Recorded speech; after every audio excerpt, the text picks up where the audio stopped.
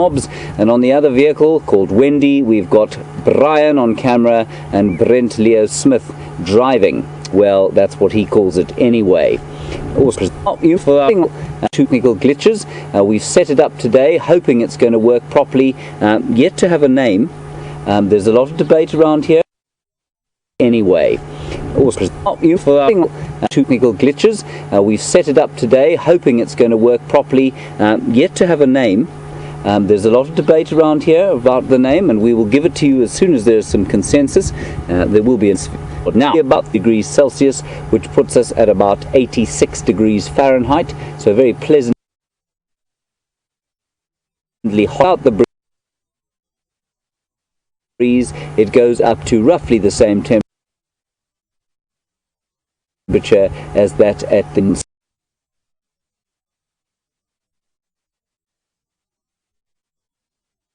sometime soon.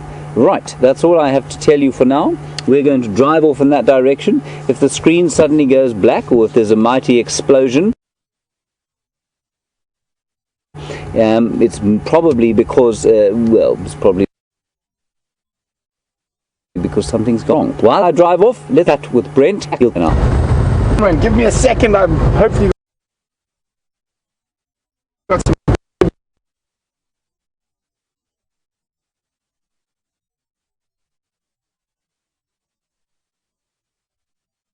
Everyone, we're just gonna get out of the sun. Sorry. Oh dear, the car's making some horrible noises already. Slow way. Preferably not this way. Oh, I see, because of the sun. Yeah. Right. Okay. The lens is relatively new compared with Wendy and Jig. But audio, that's okay. We do need to troubleshoot these things on this marvelous new vehicle, and I use the term new, makes it, I suppose, relatively new compared with Wendy and Jigger. But of course the Land Rover Defender 90 was designed at roughly the same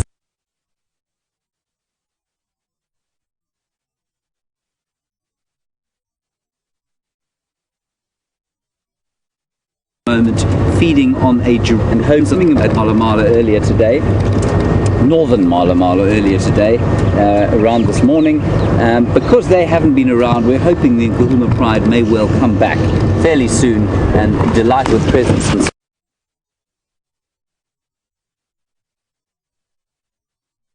As Impalas goes, Andrew, is everything working as far as filming Impalas goes? There we go. Yes. Seems to be pretty good. Now, very exciting times for the Impala, of course, on some of the very exciting times for the Impala, of course, on some of the Nyala U's. Those ones there, well, those are mainly young rams, of course. They're into their second year, front about a year old. Very easy to age them because they're all born within 2 weeks of each other, and those horns, of course, that's the yearling there in the front. The little one there is a yearling. You can see they'll go out and touch each other.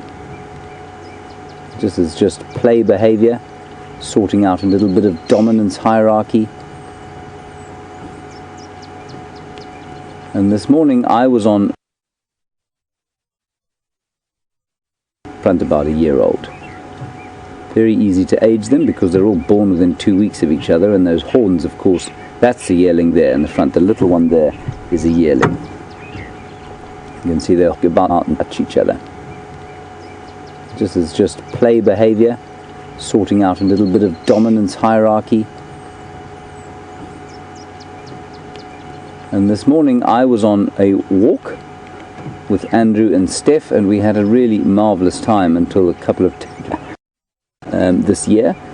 Steph saw or heard them 3 days ago, so it's very nice that they're back. And what it does mean, of course, is that herald of the summer, the woodland kingfisher, the next. Okay, good. First sighting for our new car. On we go.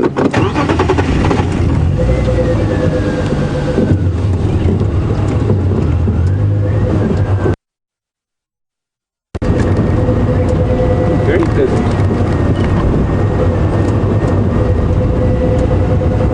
Like floating across the bush.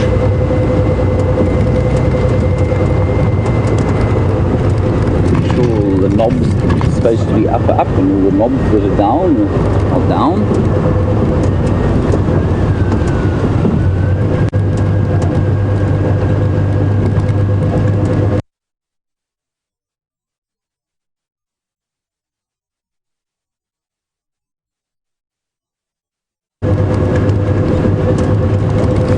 Yeah, let's park in the shade of female lane.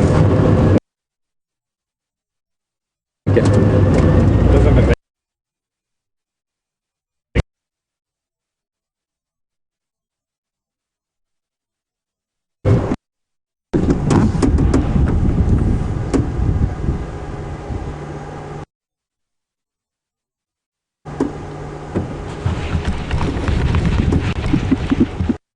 What's the other?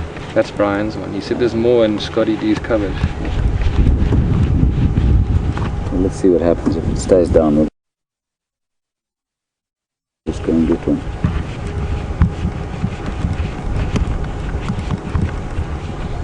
Wave and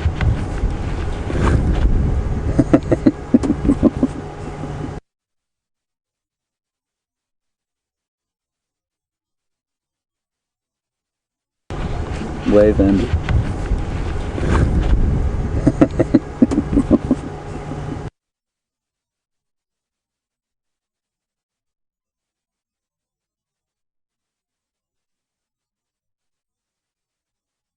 Wendy has just ceased to exist, basically.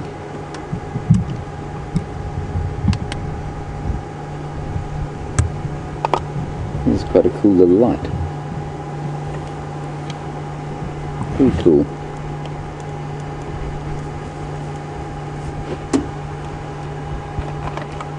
Okay, we can go. We shouldn't go to Buffelshoek then, at least to see if we can find the mating leopard. Yes, good idea. We'll try. Except Brent's probably already there. Brent, come in, Brent.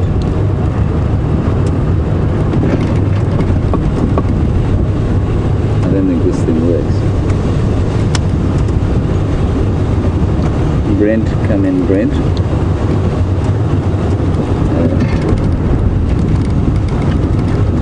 Hey. I wouldn't get that.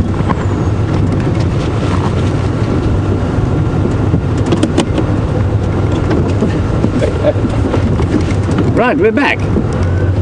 Andrew, as you witnessed there, was just cleaning the lens. What a delightful sight that must have been for all of you.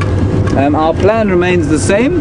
We're going to head across to the Buffelshoek Dam, see what we can see there. Like I say, quite a warm day, and so maybe something's been drinking. Brent is unfortunately flashing in and out of signal. He's on his way to Arathusa to see if he can't follow up on where Shadow was apparently mating with Tingana. Now Tingana, for those of you who haven't been watching regularly or perhaps new to us, is a 9-year-old male leopard, and he has been mating with 18-year-old Karula, Shadow's mother, until about 3 or 4 days ago, and he's now moved on to the daughter. He's a busy man, of course, and possibly getting a little bit exhausted. He certainly, by the time that Karula left him alone, he was totally disinterested, and he certainly began in a totally disinterested fashion. So, any luck, we will have 2 sets of cubs within the next 3 months. Now that would be very special indeed.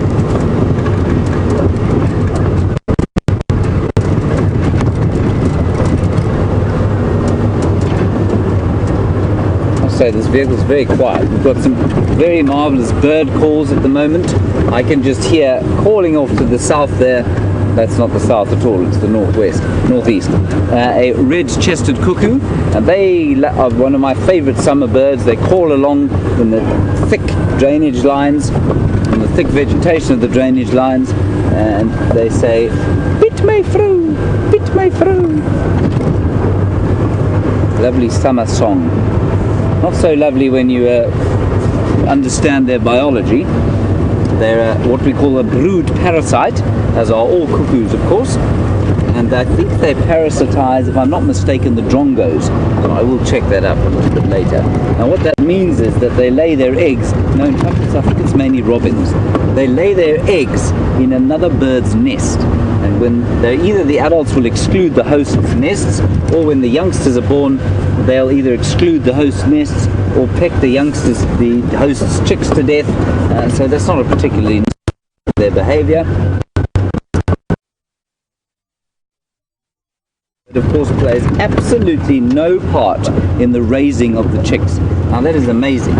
So nobody teaches a cuckoo, a young cuckoo, where to lay its eggs, what species of bird to lay its eggs with, or how to do it. It's a bit like migration, which is not a learned behavior in most birds. It's an entirely instinctual one. So that red-chested cuckoo is born. It's born into a nest of robins, say, is fed by a robin adult until it's an adult.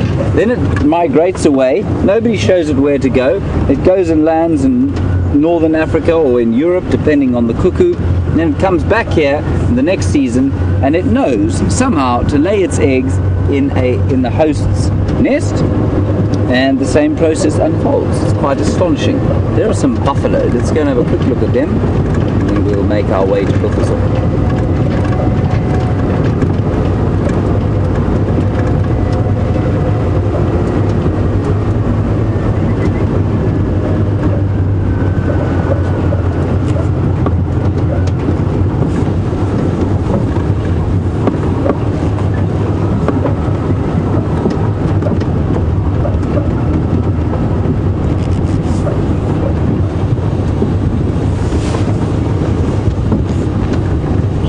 Find a little bit of shade for us to stop in,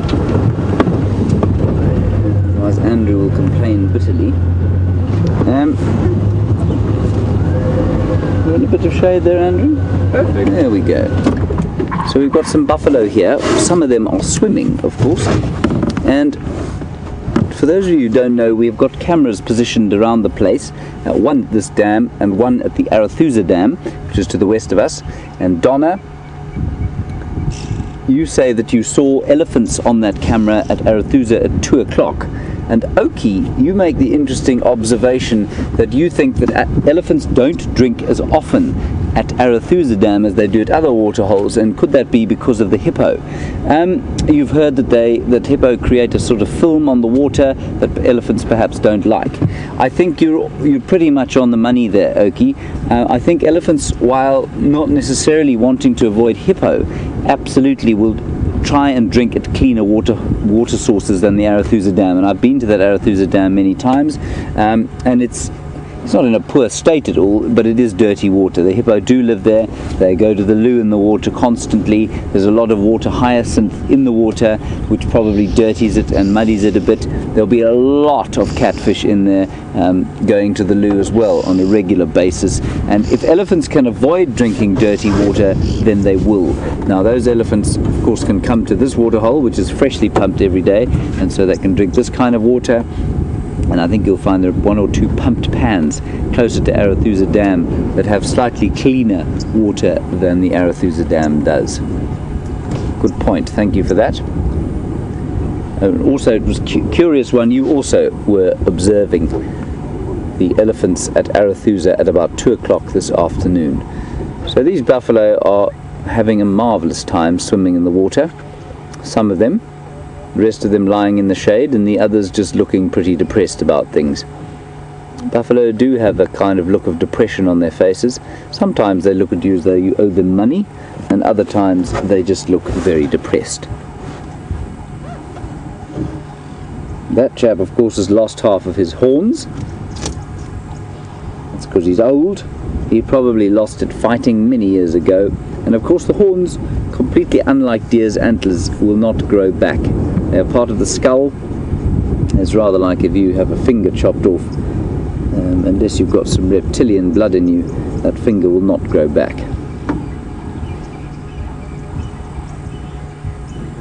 And as you can see, that one there has got a cataract, it looks like, in his eye. Let me just retrieve my powerful binoculars. And there seem to be mountains of different equipment in my box there of mine.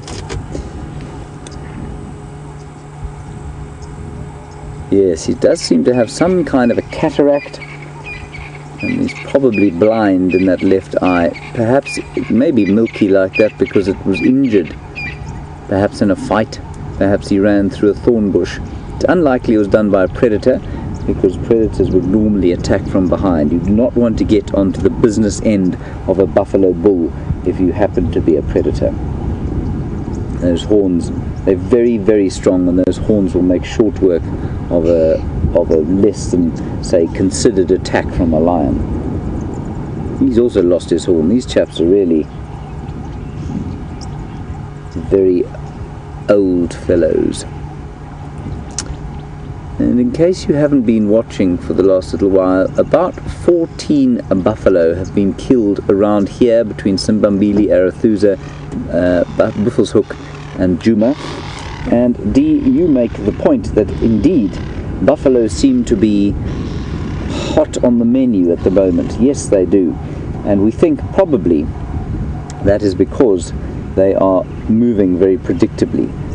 So they're moving in and out of water. They have to drink, and because the water is now concentrated, the herd movements are very predictable. And I think what is more indicative of that is that these old boys are not being taken out nearly as much as youngsters from the herd, and that means the herd is moving in a predictable fashion and that the lions are following the herd.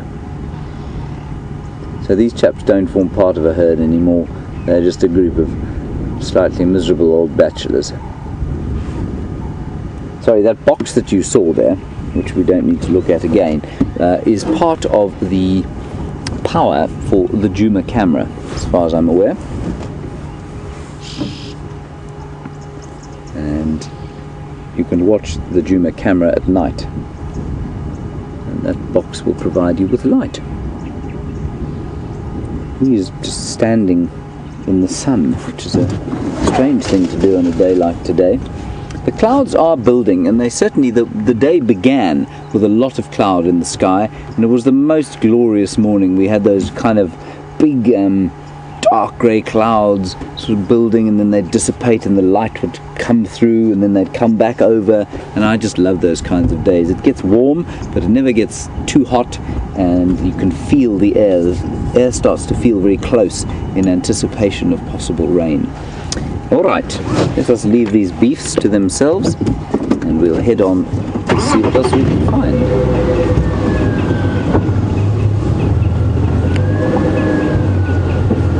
So the question as to why they are on their own like this is clearly to be asked. Why are they not with the herd anymore? And Pamela, you say, are they past their prime?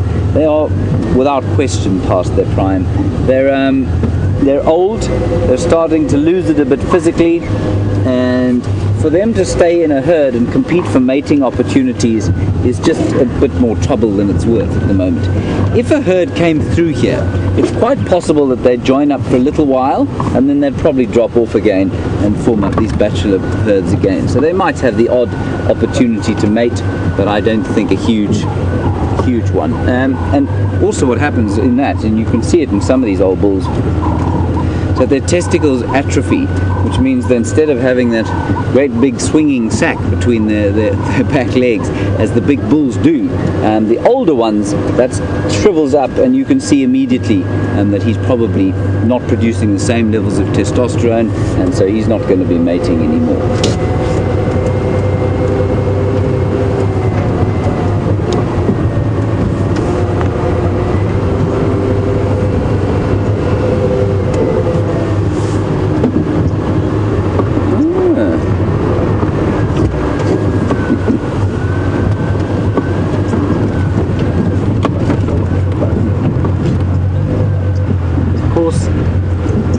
As the summer builds, so the migratory birds come up, and we'll just have a look at very non-migratory birds, because they may well have a nest in here. Can you see the oxpeckers there? They do, they've got a nest. Yeah, watch them, they're going in there. There's a little nest there. That's wonderful. So those are red-billed oxpeckers. And they've got a little nest. Communal nesting birds. And the one on the far right-hand side, and I don't know if you can get in a bit closer, is carrying hair. It's carrying hair from an animal that it's been sitting on, and it's going to use that to line the nest.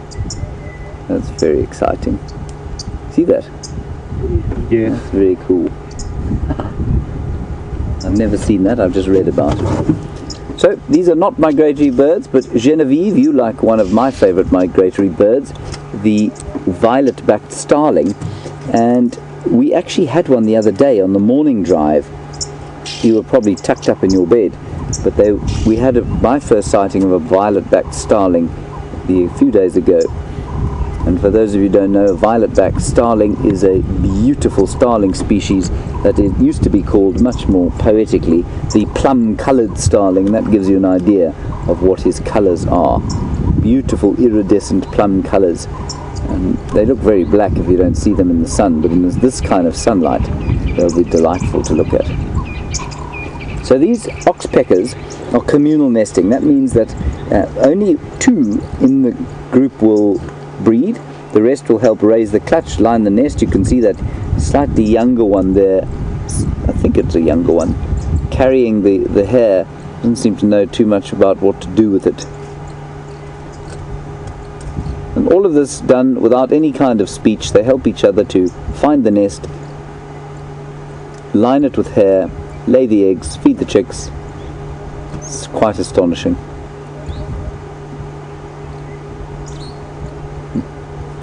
The other birds that I haven't seen this year is a yellow weaver, any of the yellow weavers that we have here, and I think it's because we haven't had much rain yet. Certainly in Johannesburg they're building furiously in the urban forest there. But why they're not building here yet, I haven't even seen one. I'm really not sure. I really enjoy them. And what determines the breeding pair is just simply age. And I think what you find with these oxpeckers is that it's the younger generation, possibly a year or 2 behind, that are the helpers, and eventually they'll go off and form their own flock. And some of them will breed, and I suppose some of them might never breed, but it's the oldest pair that will be the breeding pair, and they'll be mother and father probably to the rest of the flock. Nice. Right, well, we'll keep an eye on that nest. They're obviously just in the start of the breeding season, and they'll probably incubate for about 20 days or so, and then there'll be the gentle strident calling from some little naked oxpecker chicks as they get fed and demand food, and hopefully they'll be safe in that tree. Right, very nice to see.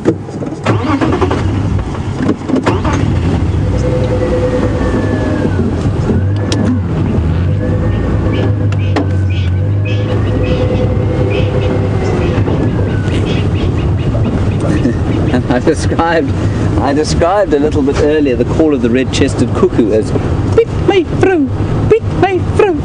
Now, it's an Afrikaans sort of what do you call it? An onomatopoeic-ness. That's the best I can do, I'm afraid. Piet my vrou, which means Peter, my wife. Literally. I'm not sure exactly what it means if it's not literal. But that's basically what it means, Piet my vrou. Piet probably has a verbal meaning other than just the proper noun Peter, but I'm not sure what it is. I'll try and find out. I should really know that, of course.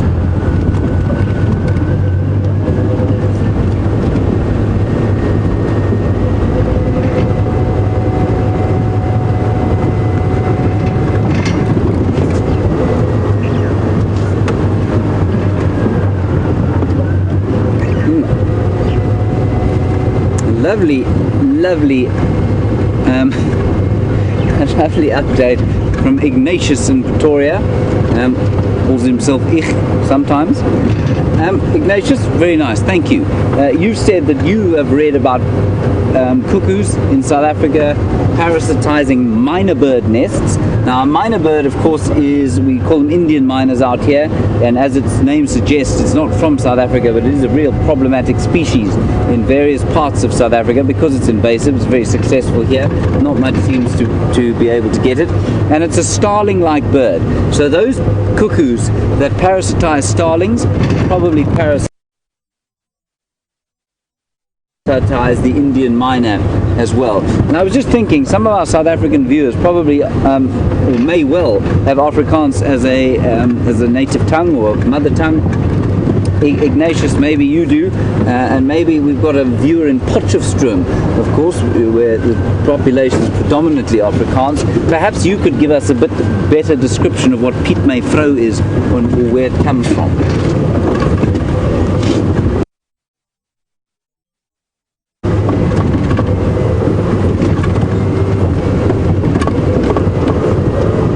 Colourful little moth flying off there, but I'm not going to challenge Andrew with that just yet until he's warmed up.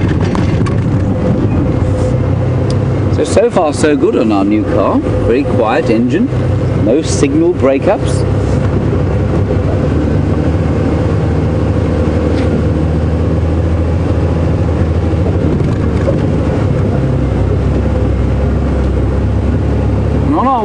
Today we had a lovely walk, Andrew, Steph and I, this morning, and we saw some monkeys, some vervet monkeys. And D, you want to know why we don't see them too often? Well, D, it's because, as you say, they are the only species, and also they are, I mean, we also heard a whole lot around the camp today, and possibly alarm calling at a leopard. We'll drive around there and just keep our eyes open. They were alarm calling very vociferously earlier on, and they are the only monkey species that we get here. We do get baboons from time to time, but they mainly, I don't know really why we don't see them on Djuma too much. They see them on Torchwood a huge amount, and certainly along the fringes of the river where the big trees allow them, I think that's probably what it is, the big trees allow them lots of different roosting positions along the Sand River. There were, I mean, when I worked at Londolozi, there were hundreds and hundreds of baboons. You'd have a baboon sighting just about every drive. But here we're away from the rivers, possibly because of the lack of enormous trees for them to roost in. We don't see them very often. Highly entertaining to watch. But the only monkey species we get here is the vervet monkey, and the only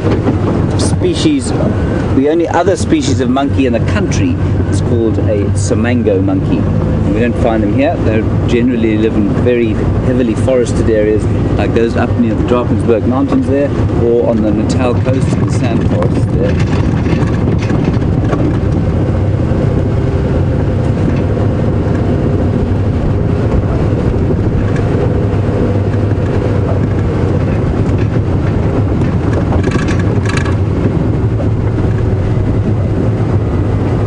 Okay, so a nice answer from Ich, back from us from Pretoria. You say Piet is also a way to describe a sound in Afrikaans, which would make a lot more sense than Peter, my wife. So it's just an onomatopoeic way of saying the bird's name. So Piet my vrou, no literal meaning. Thank you, Ich. You've cleared it up for me.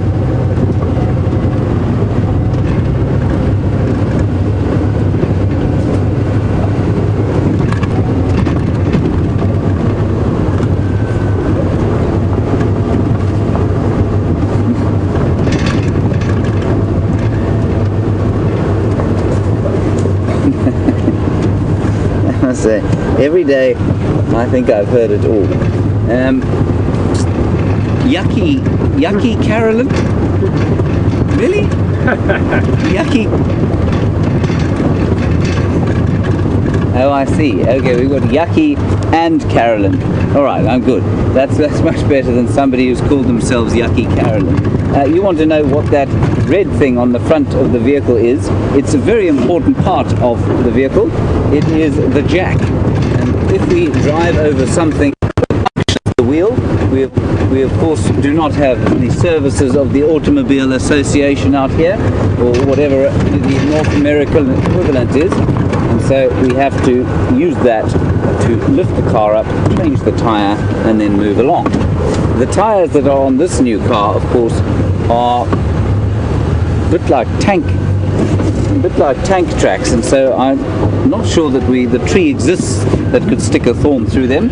I may be wrong, but I'm hoping that we won't have to use that jack at all for very long.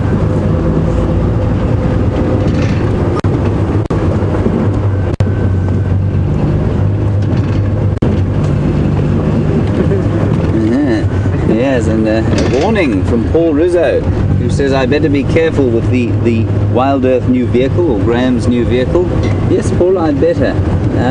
But I'm afraid once the wild dogs start hunting, my fear of scratching the new paintwork, and like I say, I use the term new advisedly, well, my fear of dirtying it will disappear really fast if wild dogs go on the hunt.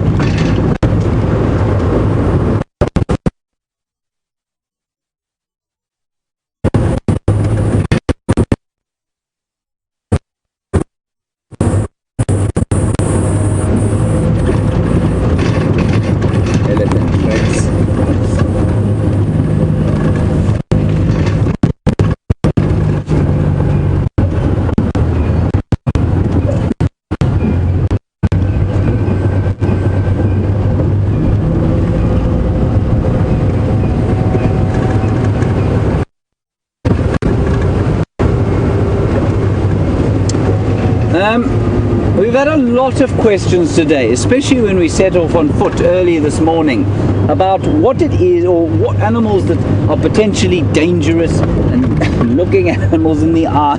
Excuse me.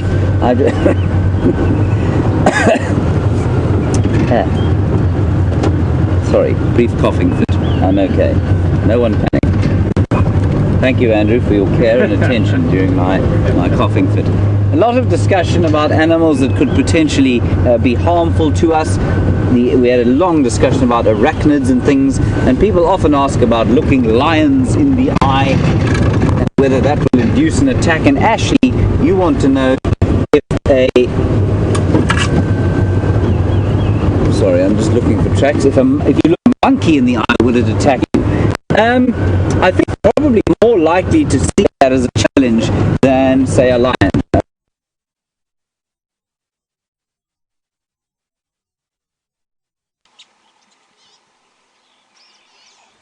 Hello everyone. Right back on to Ashley's question about the monkeys and whether if you look them in the eye they are likely to attack you. Ashley, I'd say of all the animals out here, the ones that I wouldn't look in the eye, of the ones that I would think would be the most challenged by a direct look in the eye, I'd say the monkeys were them. That said, I've never been in a position where I've looked at a monkey in the eye and it has attacked me, and that's normally because monkeys will run away. Now, monkeys are chauvinists of the highest order, and they will attack women long before they'll attack men. And it's quite interesting to see. I used to work with a fairly substantial woman, in fact a number of substantial women who were taller than me, and so they were just bigger than me all round. And the monkeys would go for them and they'd leave me alone completely. So they had not to do with size. They can tell the difference between male and female human beings, and they tend to be a lot more aggressive towards females. And I would say that staring them in the eye is probably not the best bet in the world. Now, our little pod of hippopotamus, which was 6 2 days ago, was 4 yesterday, has gone down to just 2. Interesting. And on the back end of the hippo there, that is a hammerkop, or hammerhead. Very interesting bird, which builds a nest that weighs up to 100 kilograms. I've yet to see one here though. I haven't seen a hammerkop's nest. Have you, Andrew? 1 or 2? Yeah. Okay. I haven't seen one here. So those 2 hippopotamus hiding from the sun, and you can see they're lying down there, and you can see to the right hand side of the one on the right there is actually a piece of mud sticking up.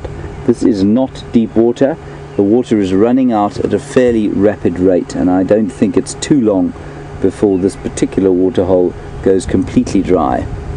Now, that is not said to make anybody panic about the state of affairs here. That's pretty normal, and there is still water in the Sand River, which is to the south of us, and there is still water in any number of other artificially pumped waterholes around the Sabi Sands.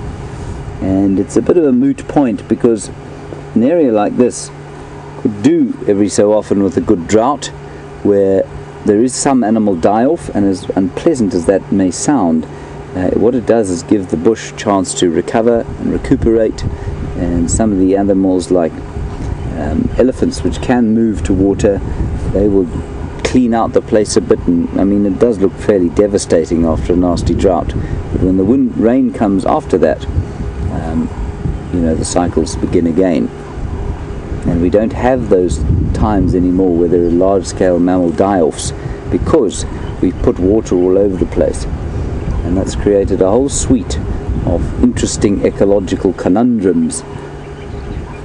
And as with so many things in nature, where we think we understand the system, we make some kind of intervention only to find that, well, that everything is just a bit worse than when we first started. And there's no more classic example of that.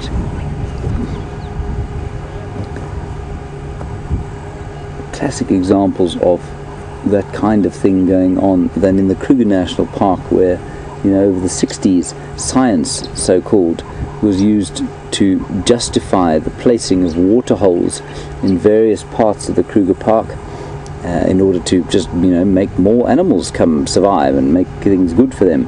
What it did was to increase impala and zebra.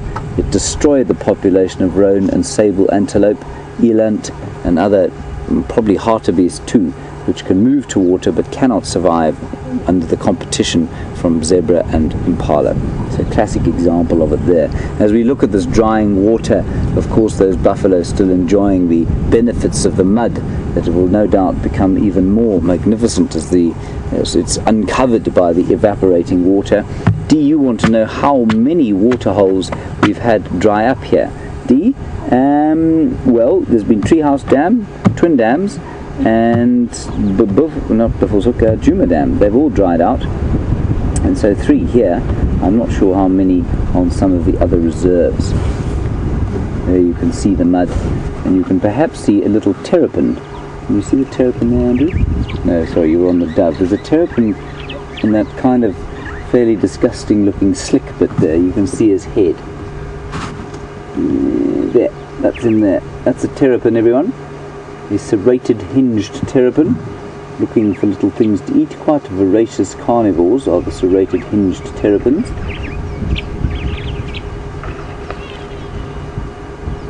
Oh, there's another hippo there. There are actually 3 hippo. One's a youngster at the back. Right, I was hoping that some elephants would join us here for a bit of a drink, but as I said, the elephants will spend less and less time in these kind of green, slimy parts of water, because they prefer much cleaner water if they can get it. Okay. Right, Andrew, on we go. The Hammerkorp's favourite food, of course, is frogs, of which there won't be too many around here. I haven't heard any frogs here, actually. They also prefer the kind of freshly, newly developed ponds. Yeah. This car does have a reverse gear, doesn't it, Andrew? It's a bit tricky. Just not right now. Smooth and easy, James. Smooth and easy. There we go. Sorry, while I was trying to get the car into reverse, what sounded like quite an amusing comment from Heidi, Raggedy Ann and Donna came through. I'm just not sure what it was. It'll come back to me now. Stand by. Oh, I see. Sorry. It wasn't an amusing comment at all. It was just an observation that there were 3 hippo. Thank you for the 3 of you. I think you spotted that there were 3 before I did. Now, which is a bit embarrassing given that I'm actually was sitting right next to them. Thank you for that, Heidi, Raggedy Ann, and Donna. Glad you're more awake than I am right now.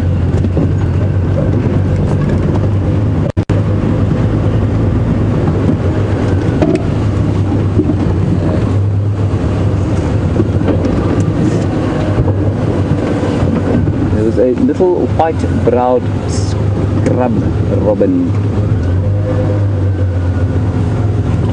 You got him there? No. Alright, sorry, there was a white-browed scrub robin in there, very difficult to see. We don't often see them, but we hear them all the time, so when the chance comes to try and film one, I get rather excited and then put the cameraman on the spot, and well, then I blame him, of course, for not finding it. Andrew, why didn't you find it? Sorry, John. And we, of course, have those damn cameras. There was one at Buffelshoek. One of our viewers told me. I didn't know that we had one before at Buffelshoek, but we did. We don't have one there anymore. We've got them at Arathusa, and in fact in many places around the world. But Arathusa and Djuma are the main ones in this area. And sorry, I'm just looking at the ground here for some tracks.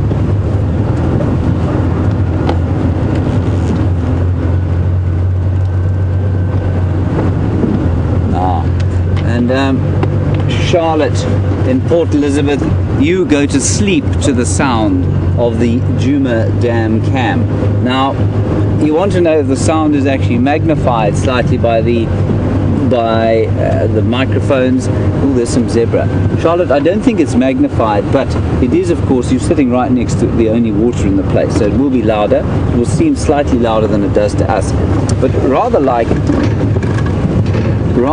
the fact that you can sleep next to a highway. If that's where you sleep all the time, you stop noticing the noise.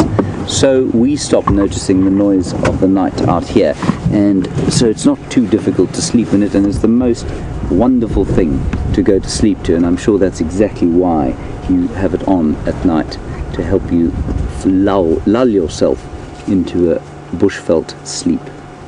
There are some zebra. That is probably an obvious statement to most of you. If you didn't know that this was a zebra, welcome to your first sighting. And this is a little kinship group grazing its way through the woodland. And the kinship group is the basic social structure or social fabric of a zebra. One stallion, big and strong, there to defend, and his wives, normally 2 or 3 mares, and their associated offspring. And he will move at the front or the back of the herd depending on where the threat is most likely to come from. I'll just roll gently back. This car actually rolls, the other two don't roll at all. They've got arthritis.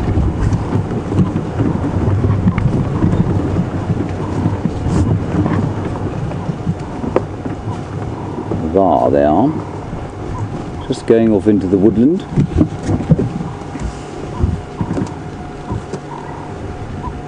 And disappearing. Now I use the term woodland not simply because it's a nice word. It is in fact what we call this. Now when people think of Africa, they think of the Lion King, Pride Rock, and the endless plains of the Serengeti, which are a kind of, they're a habitat type known as savanna, and that's predominantly grass with the odd tree spiking up out of it, and that would be called savanna. This kind of habitat here, which predominates in the Kruger National Park, is what we'd call open or broad-leafed woodland. And it's a very kind of, it's not closed, but it's definitely not grassland, and it's definitely too closed to be savanna. Oh dear, I pushed a button.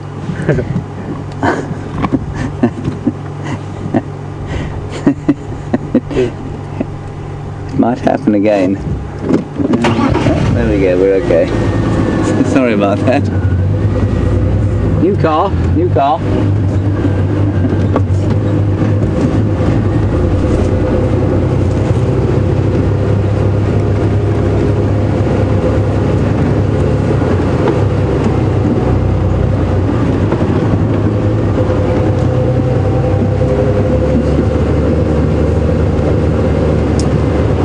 Just looking at some hippopotami, and people often ask me, would I swim in Buffelshoek Dam if there were no hippopotami there? And the answer is no, because there could be a crocodile there. There isn't a crocodile there as far as I'm aware, but the students of Miss Cluddy's class in Michigan Lovely to have you with us. Very glad that you are talking to us. Not sure how old you are, so perhaps Miss Cluddy, you might like to send through a message as to how old your kids are.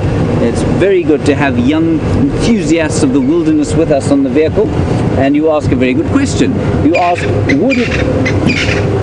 Sorry, I'm just being interrupted by a crested francolin there. I will get back to you about your crocodile and hippo question now. You see them, Andrew? Mm-hmm. Some beautiful crested francolin. Most common francolin species that we get out here. I'm not sure why they're called crested, to be brutally honest. I never noticed a crest on them. But you can see that really nice example of their camouflage with that brown, sort of white mottled feathering. Beautiful birds. They're a bit like the impala of the bird world, you know. They get we hear them every morning and chase them off the road when we're driving at great speed to find wild dogs and leopards. But when you stop and actually look at them, especially in this kind of late afternoon sun, it's just very marvelous indeed.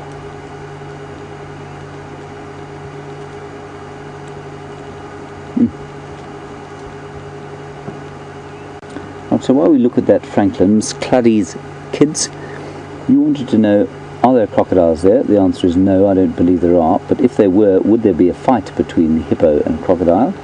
And if so, who would win?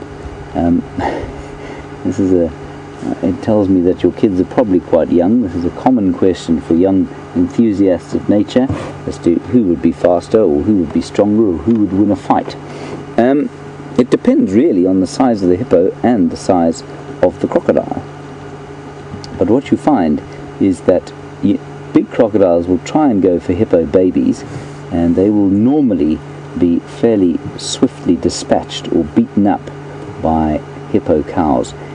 Crocodiles, unless they are truly enormous, will avoid hippos, because hippos are bigger, they're heavier, and they're not necessarily faster, but they've certainly got enormous teeth and they can do some real damage to crocodiles. So they can actually live together relatively peaceably, because the hippos tend to avoid the crocs. It's a really nice sight of a crested francolin. He's wandering along there trying to pick up grass seeds to eat. And perhaps the odd insect.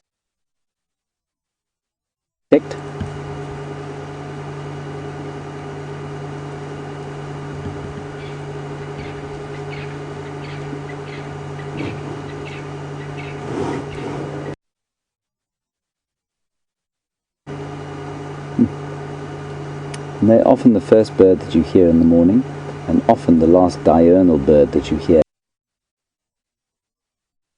before it gets dark. Alright, let's drive along, see what else we can find.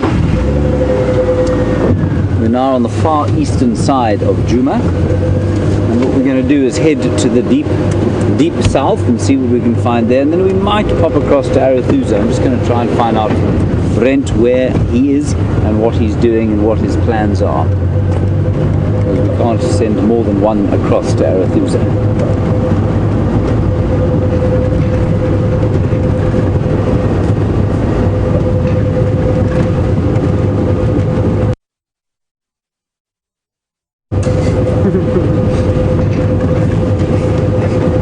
Apparently we are alone out here. This is because Brent and Wendy, Wendy is being fixed by Brent and Eugene. I suspect Brent is providing lots of free advice to Eugene, and probably becoming increasingly frustrated because he really hates to be encumbered by a non-working vehicle. He loves to be out in the bush finding different things. I think therefore we will definitely head across to Arathusa and just see if we can't get an update on what happened with Tingana and Shadow and their potential creation of a new generation of young leopards.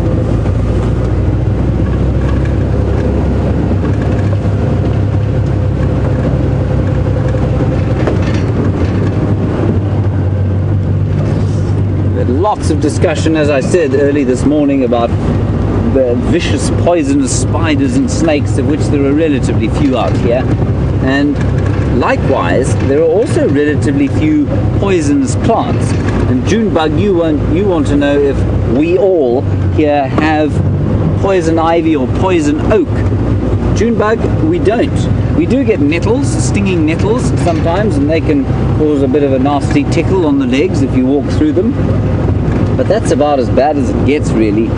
If you get some of the poisonous sap from a euphorbia tree, euphorbia is like the African equivalent of a cactus, you get that on your skin, it can cause a bit of blistering. It's not very pleasant, but otherwise very little. There's nothing in the way, there's nothing like a poison ivy or poison oak that causes any trouble here. These are kudu rushing across the road at high speed. Let's just stop there, have a look at them.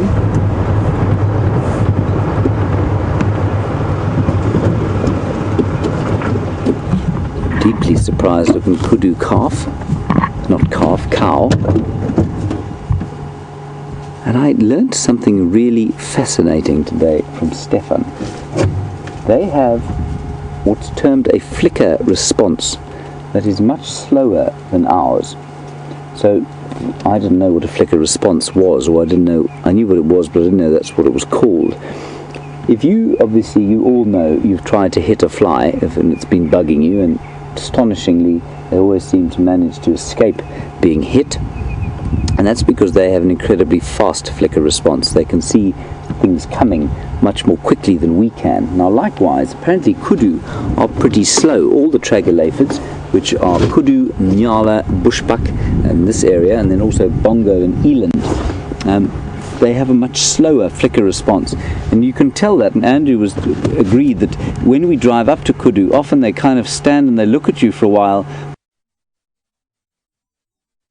before they seem to realize that you've come, and then they move off. Now, why they should have that response, I'm not really sure, but they definitely, when you think about it and when you've seen them a lot, absolutely, they seem to respond a lot slower than you would expect, certainly slower than impala or zebra or other animals like that. Now, whether that has an effect on the number of them that get smacked by lions, I don't know. They don't seem to be a favored prey species for lions out here, interestingly.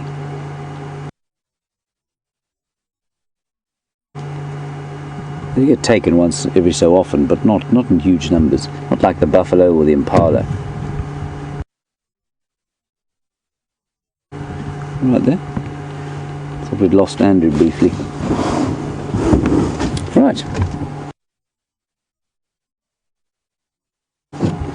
Very nice kudu eating the fresh new leaves.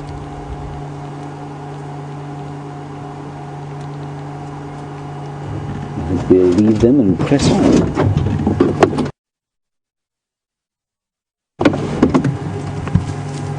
Oh dear, I've got to push this button again. There we go.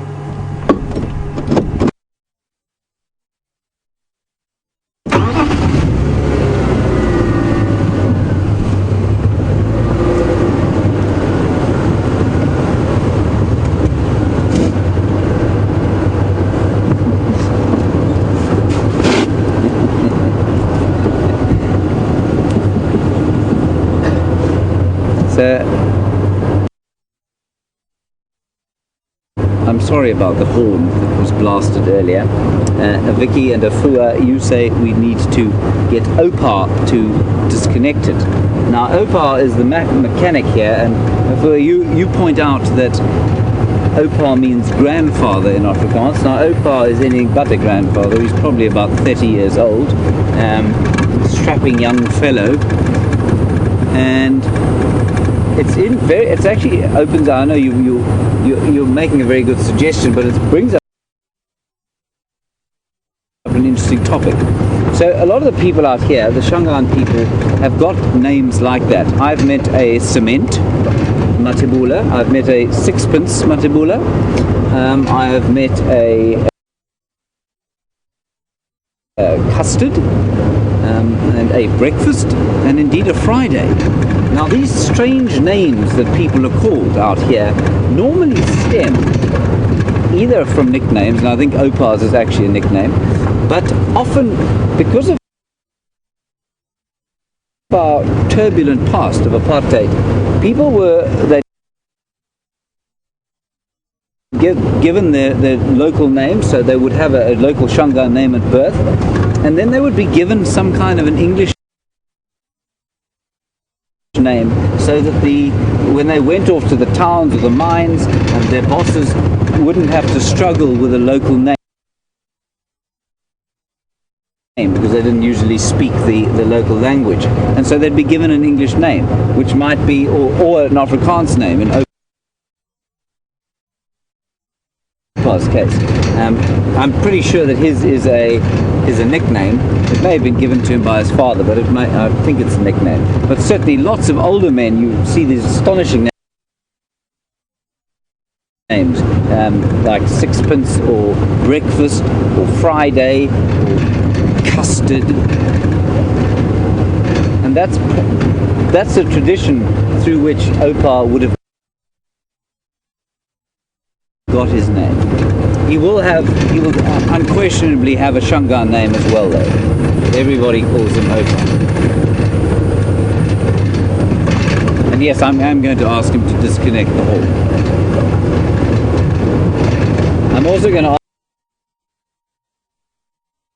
ask him to disconnect the immobilizer. The reason it went off, of course, is that it's got an immobilization device that you're not supposed to be able to start the car unless you push it. And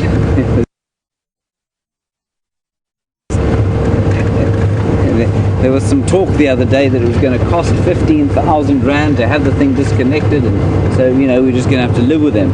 Opar, of course, giggled heartily at that when Brent Leo Smith told him, and he just disconnected the immobilized on Jigga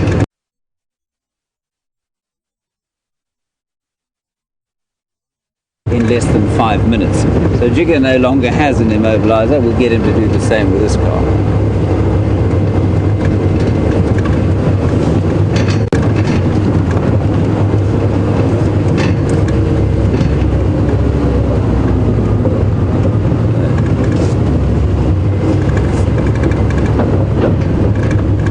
Caroline in Texas, I think it's Caroline. An interesting question.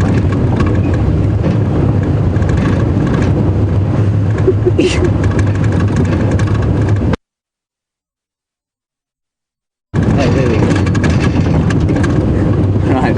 Sorry, not Caroline at all. Earline. Earline? Earline.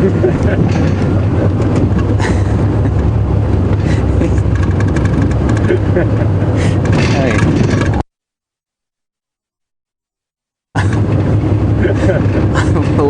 I will gather myself. At this point we should probably cross to Brent, but unfortunately he's not live. So I'll try and gather myself. Earline. I'm not sure if that's the correct pronunciation. Please excuse my slight rudeness. I'm not trying to be rude. I'm just I've not heard the name Earline before. What? Oh, lead. Okay, maybe it's called, yeah, but that makes more sense. Anyway, Earline in Texas. Thank you for joining us. Please forgive us laughing at your name. It's not fair of us. We just don't know how to pronounce it. So I'm very sorry about it. But you have a very interesting and valid question to ask. And it is the following. Ticks and fleas in Texas cause a lot of animal deaths, and is that not the case out here? Surely it is. Not with the wild animals though. So, with the domestic stock that we have out in the communities here, they get dipped. The government comes in and dips them once a week. That's how often they need to be dipped against the parasites, ticks and fleas and other things that get onto the skin and cause disease. Now the wild animals have a much greater resistance to disease, and so they're far less affected by it. That said, they are affected by it, but they have various methods of getting rid of ticks and fleas. One of those, of course, is the oxpeckers, and you've seen the oxpeckers sitting on the animals, eating away the ticks and birds. Not the birds, eating away the ticks and fleas. And then also, animals spend a long time self-grooming themselves. You'll watch impala, they've actually got a specialized tooth that is called a tick tooth, and it moves. It's quite loose in the jaw, and it allows them to scrape off different ticks. And if you watch impala for any length of time, you can actually see them scraping off the ticks. And then lots of animals like buffalo and rhino and warthog will go into the water and spray mud on themselves, let that mud dry, and when the clay dries, it pulls the tick's mouth parts out of the skin, and then they rub it off on a rubbing post or a tree. So yes, it does cause a problem, but Erleen, which I think is a much better way of pronouncing your name, they certainly do cause a problem, but not so much amongst the wild animals here. Here are some impala. Let's see if we can see them using their special grooming tooth.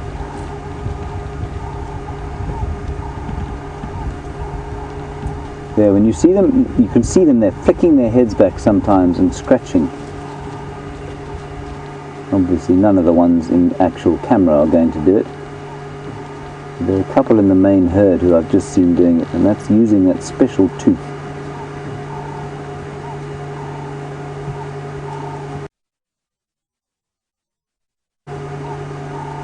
There, you may have seen it there. Just turning around, having a big scratch. They open the bottom jaw and scratch away. And of course the tail. Let's not forget the humble tail of various animals out here plays a huge role in getting rid of different kind of parasites. And I mean, the whippy nature of a giraffe's or zebra's tail makes a huge difference to the number of parasites that would be on the skin.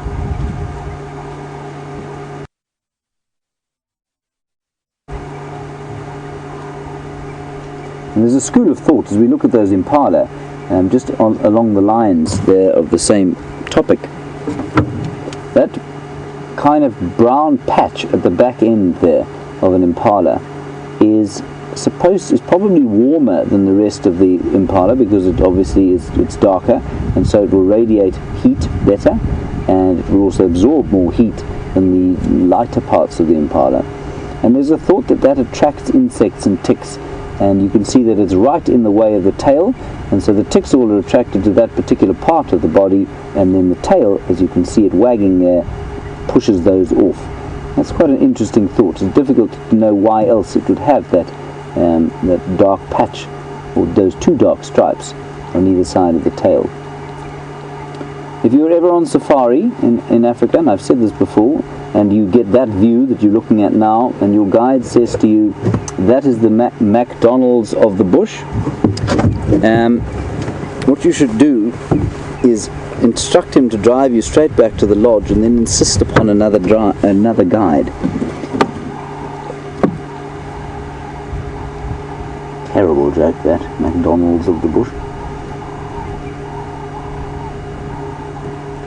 I think it's been told in Africa possibly since the pyramid of Cheops was built.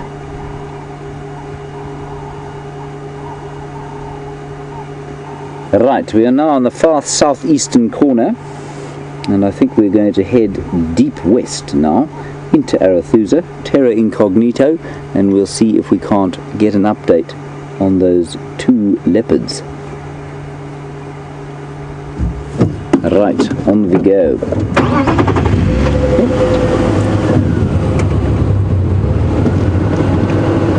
There we are.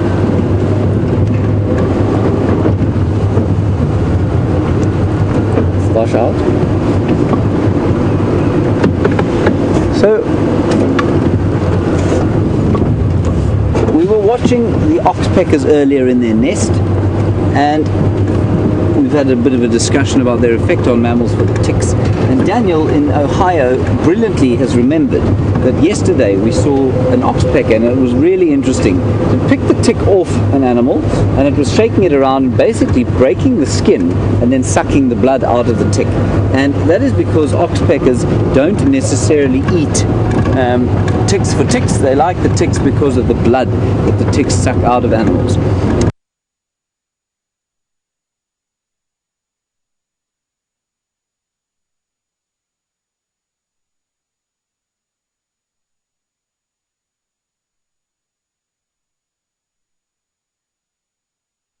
Open in order to maintain a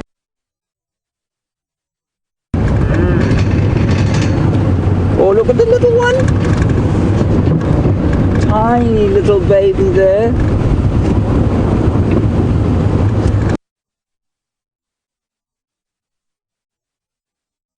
They're necessarily memory geniuses, and I'm not sure where the legend comes from.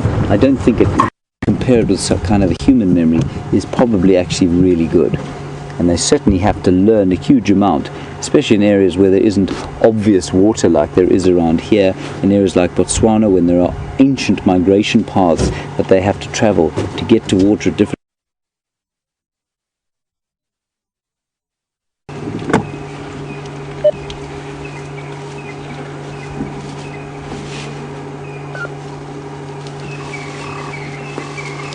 Stations is a small breeding herd of elephants just on Gari Main Road, both sides of the road, about 200 metres to the east of junction with Twin Downs Road.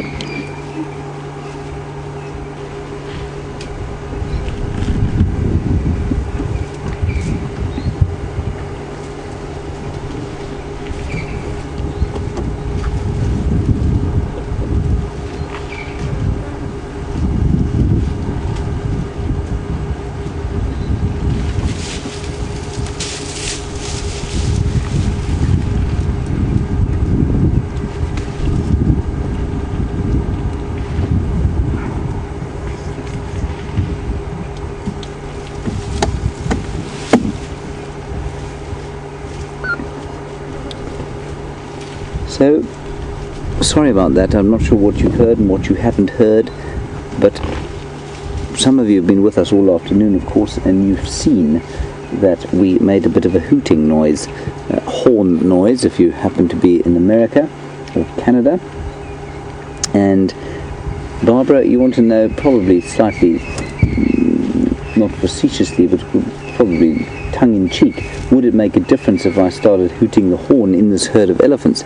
It would make a big difference, Barbara. They wouldn't like that at all. So I'll be fairly circumspect about starting the engine.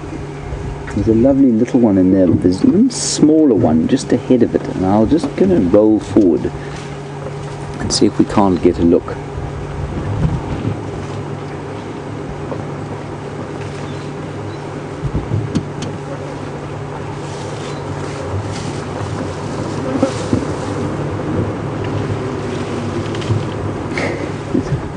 Hidden completely in the bush there. And it's hidden completely in the bush there.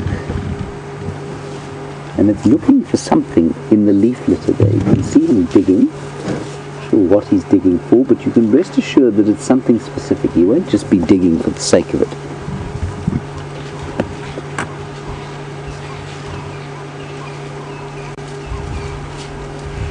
It's a really lovely herd of elephants, this, and I tell you, to be able to park in the middle of them like this is just spectacular. I mean, obviously we're aware on both sides of the road where they are, what they're doing, but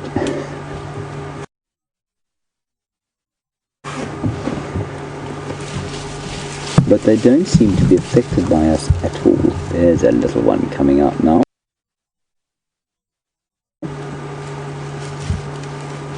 Very sweet.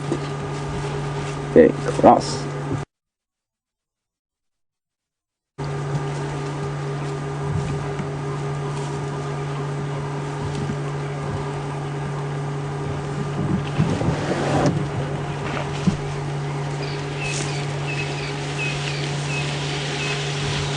little one thinking about crossing the road, looking left and right as his mother's always told him to do. And you'll notice on the back end of the tails of elephants are a lot of hairs, and sometimes the only hair that an elephant has, especially when it gets a bit older, is the hair on the end of its tail. And Jeffrey and Austin, very good question, what on earth is the purpose of an elephant's tail? That hair is a very effective fly swatter, so I think it's purely to remove nasty parasites off the body.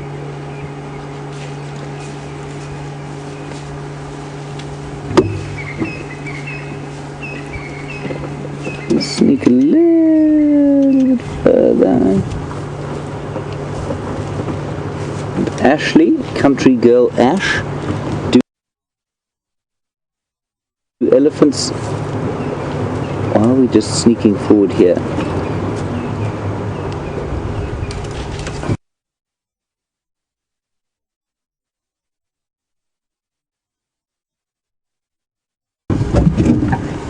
Just going to be careful. We saw the little one moving there. He was moving on his own and not with any of his cohorts. And of course many, look at him there, many young elephants have been seen in movies, normally cartoons, apparently holding each other's tails. And country girl Ash, you want to know, does this actually happen? No, it doesn't. They do sometimes hold on to their tails, but not for any length of time. They do. If you watch these two greeting now, they will sometimes put their trunks into each other's mouths, and they will...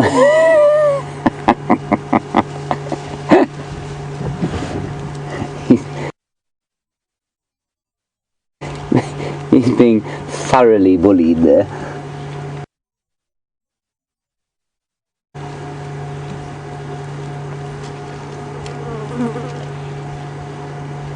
There's a little one. See, putting the trunk in the mouth there to say hi, and just coming to make sure that everyone's okay and nobody's being too nasty to anyone else. Isn't that fascinating? That really is amazing to me. They are so like human beings, it's incredible. So it's just like an older brother coming in, two youngsters having a bit of a fight with each other, the older one coming in saying, hang on, just calm down, everyone relax, we're all okay. And then another one coming in to say the same thing. Isn't that great? Oh, that's wonderful.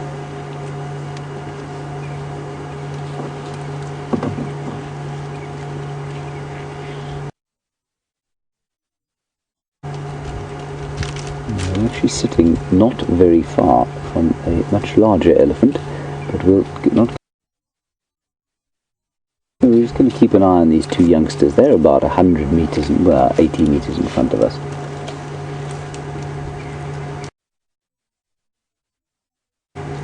Isn't that wonderful? A proper old box.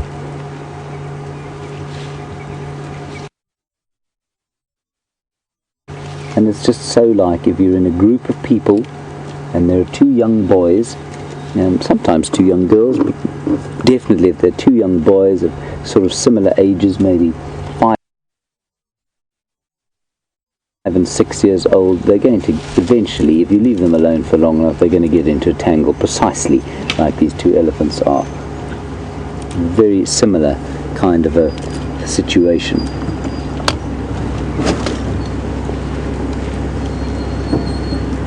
This is just spectacular. There is a vehicle coming past us, so if they do react, that'll be what it is reacting at.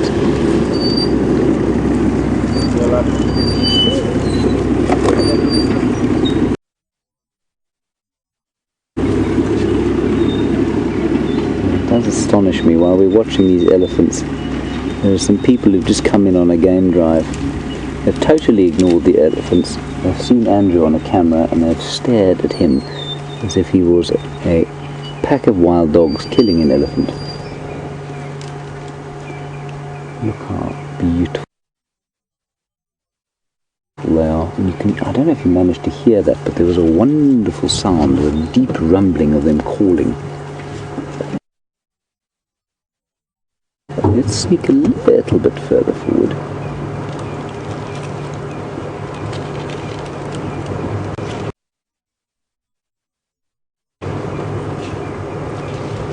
There's a very substantial elephant next to us here, and he's now,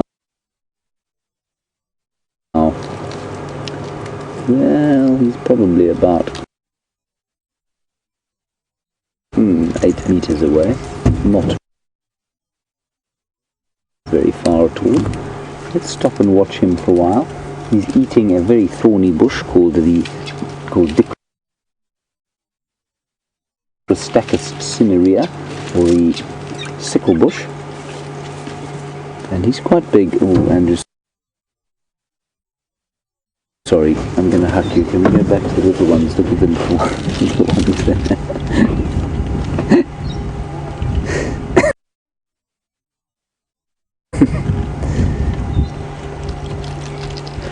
And a little cousin or sister helping out. Oh, that's so sweet.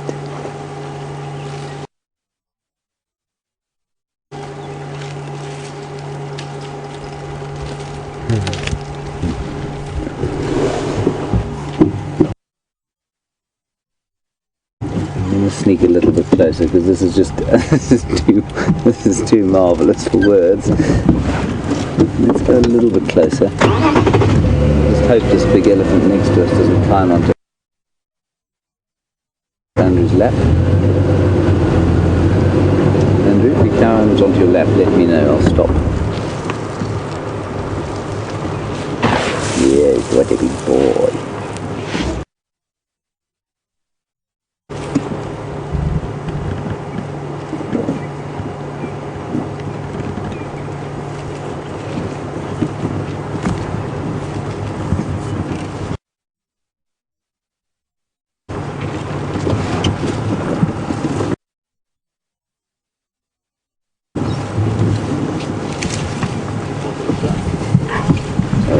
My head out of the way.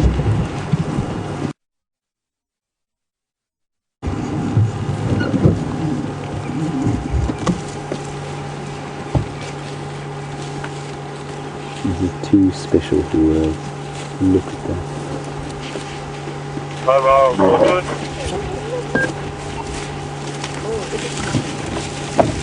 Something's given them a bit of a fright.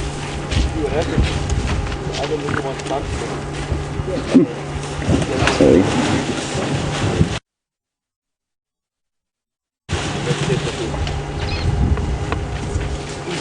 I'm pretty sure, I don't really understand what happened there, to be honest. Something gave them a big fright. The little one now, he's in full attack mode. Giving him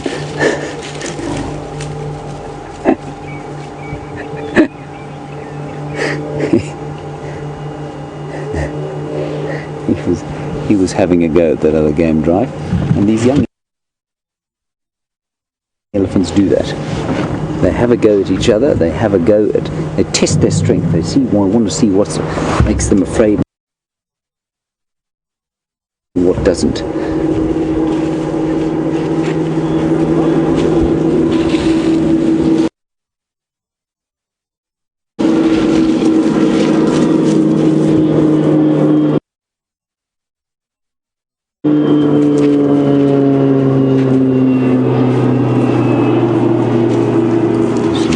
Aeroplane going to land just at one of the lodges down there.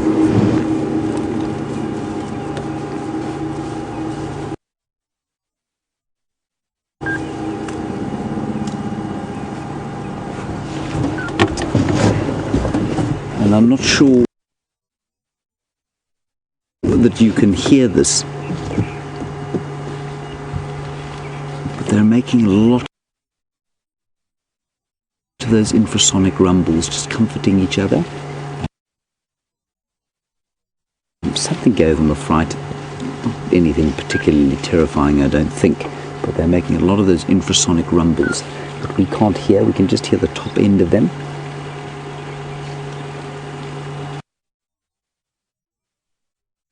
It's just wonderful, and as many of you are saying, just so incredibly sweet, so cute.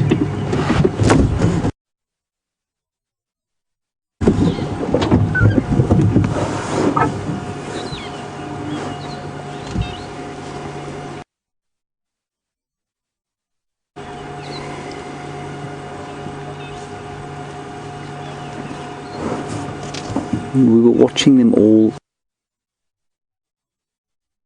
Well, first of all, they're talking to each other a huge amount. We were watching those little ones playing and then being just kind of shepherded and nurtured by the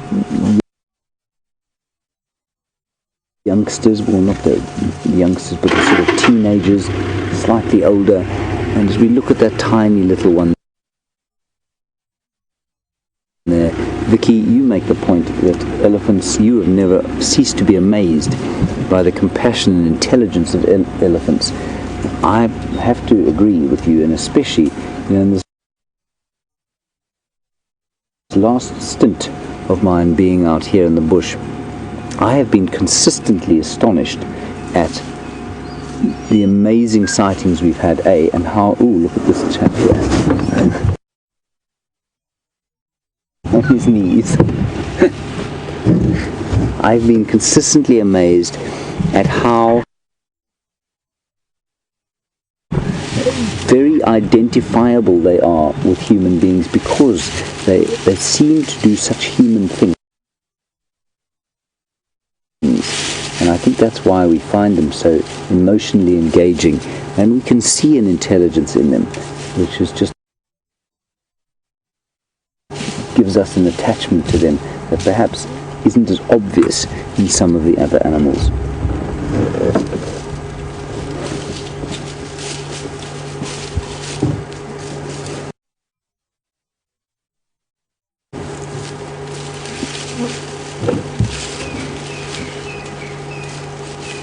This one has been walking through some very scratchy bushes during the course of the day. You can see that from the bits of sort of white striping. It's like when you scratch your skin and it's very dry. It has that kind of dry bits of skin come off, and it leaves a line. Exactly the same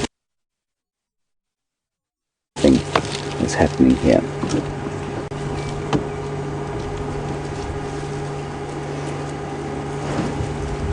Keeping an eye out all over the place. There's another 5 or 6 paths behind us across the road. There are a whole lot more way up in the distance I can see coming across the road as well. So there's a huge amount of activity going on the road here. Elephants galore. Now, I was just saying yesterday how I felt like they'd all moved away. We were seeing them around every corner, and now here we are again. A lovely view of the feet there, and another vehicle coming in, and that's why they're just reacting slightly. It's not any kind of particularly angry threat behavior. It's just a bit of noise, so the elephants will react slightly. Oh, yeah. How's it going? Good. We are on a fairly major access road here. Now that elephant is now probably